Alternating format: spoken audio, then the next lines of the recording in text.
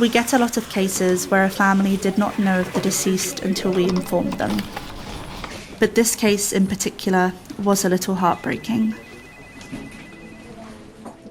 Sydney David Allen passed away in 2018 in a care home with no known relatives. Unfortunately, no one has any photos of Sydney to give us, so neither us nor his living family knew how he looked. Sydney was born in 1946 with Down syndrome. As you may be aware, back then, it was common for people with disabilities to be institutionalised. That led to part of Sydney's family not knowing he existed until his death.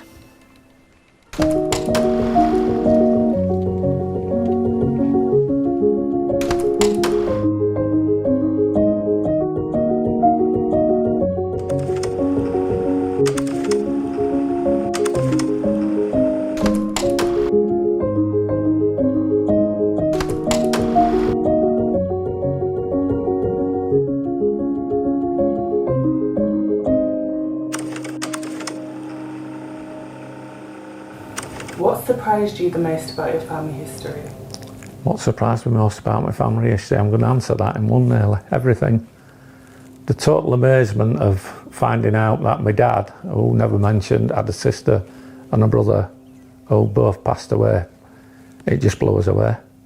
We'd no idea. We've always, in the family, looked at my dad as being the only one. My name is Shannon Freeman. I'm calling from Fraser & Fraser in London. We're conducting some inquiries about a gentleman who resided at the home by the name of Sydney David Allen.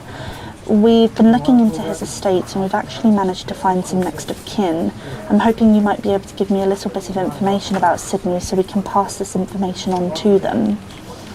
We were asked to look into the estate of Sydney David Allen, who passed away on the 26th of January 2018 in a care home in Bradford.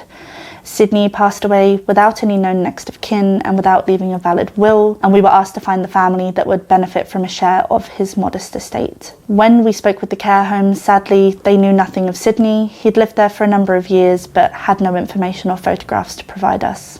Often when deaths are registered, they don't always have the full names. But once I had the date of birth for Sydney, which we'd got from a copy of his death certificate, I then looked to see how many Sydneys under both spellings, with an I and with a Y, that occurred around about 1946. There were only two. One had a slightly different initial, and the other one was a Sydney D, which is what I was initially given. He was born in the Leeds Registration District, and upon obtaining a copy of the birth, we established his parents were Eric and Edna Allen, and they were married many years before his birth. From the marriage of his parents, I was able to work out there were three children. There was Sydney, he had a brother Derek and a sister Joan. Joan died in infancy when she was a couple of years old. He had a brother Derek, and then I was able to identify that Derek hadn't died and he was still alive, living in Leeds, and I was able to identify an address for him. My sister was at my dad's that day and opens a letter from Fraser mentioning Shannon, who worked for Fraser, who'd been in contact regarding a Sydney Allen. My sister mentioned it to my dad and said, Dad, we got a letter here regarding a small estate being left by a Sydney Allen. And my dad says, it was aggravating, so my sister had to shout and says, yes, it's Sydney, he died in war. Later that, we got a phone call from Shannon at Fraser mentioning Sydney Allen.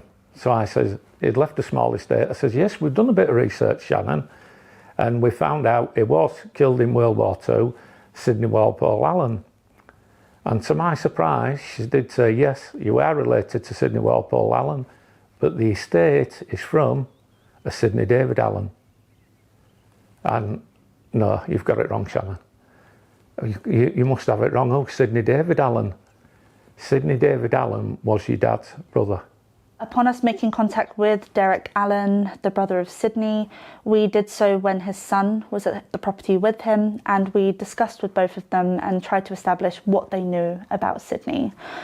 During the call, it became quite clear quite quickly that they had no knowledge whatsoever of Sydney. Certainly, the brother Derek denied having any siblings whatsoever and claimed to be an only child. When I rang my sister, says, Janet, I've heard from Fraser. She says, what did they say about my dad's Uncle, I says, it wasn't. It was my dad's brother. Well, are you joking? That what thing my sister says. I says, I'm not joking. No, my dad actually had a brother, and it's not a Sydney Walpole Allen, it's a Sydney David Allen, who was in the care home in Bradford. He could have knocked us down with a feather. Sadly, we don't know why the family, or certainly the younger generations, were unaware of Sydney and why it was kept somewhat of a secret, but we can speculate as to why. Sydney was born in August 1946, within a year of the Second World War ending. I can imagine for any mother how difficult it would be to raise a child following a world war, certainly when your child has a disability.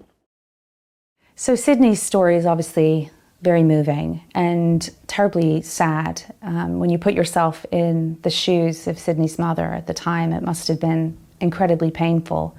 And often what we see is that parents don't do this lightly. Unfortunately, Sydney was one of hundreds of people with disabilities of all kinds, as well as those with mental illnesses, that were hidden away from society in asylums and homes. And it created a situation where people really didn't venture outside of this environment. They lived there full time. Occasionally relatives might visit, but this was a way of life. It was almost a sealed village. What probably went on back then is that medical professionals, believing they understand what's best for families and the person in front of them, they give advice. And at the time, the advice was that people like Sydney shouldn't be brought up in homes with loving families, that they are better to be put away, hidden away in asylums. So his story is terribly sad, but it's so important that you're telling it today so that we understand and learn from the mistakes of the past of how we treat people with special needs and Down syndrome. Sadly, earlier this year, we were informed that Sydney's brother Derek passed away. When the family were going through his personal effects and going through his belongings, they located a letter from their grandmother, so Sydney and Derek's mother Edna, written to Derek himself. In this letter, it is explained that she had been to visit David, and we suspect David is in fact Sydney, as on his death certificate he is known as Sydney David Allen. Dear Derek, thank you very much for the birthday money you sent me. Also, thank you for the nice birthday card. Emma and Walter are in Sheffield visiting friends and relatives and are enjoying it. They have also been into Derbyshire. That's where they posted my birthday present from. And card. She sent me 2 pairs of tights and I will buy something I want. Derek, with your money. About David, the thing to Derek that he gets a visitor once in a while. I don't know if he knows you, but he seems to talk with his eyes. They light up when I mention your name. I'm going to be going again before Christmas. I hope it won't be too foggy as it was last time, and the last time I met him I was very upset. Could have been because I've been ill. Give my love to the children. I'm glad to know you're working indoors. Love, take care of yourself. All my love, Mother. This clearly shows that both Edna and of course Derek were aware of Sydney. However, for some reason this information was never passed down to the generations below and was kept somewhat of a secret.